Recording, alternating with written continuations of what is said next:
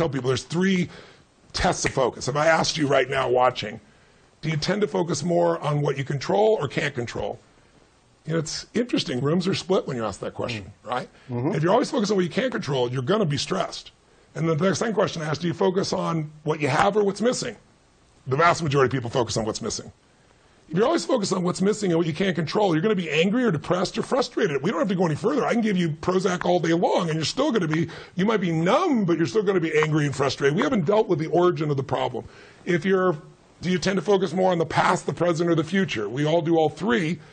But if your focus is mostly on the past, which you can't change, and what you can't control, and what's missing in your life, I ask people in my rooms all the time, 10,000 people in the room, and I'll say, how many of you know somebody that is taking antidepressants and is still depressed? 95% of the room raises their hand.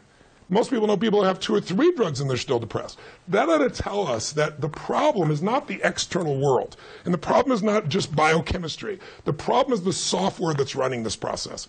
And you can't change somebody else's software if you don't change your own. You can't help someone get to solutions, you can't change your own. So I'm able to help people in this area because I don't participate in the bullshit. I don't do it.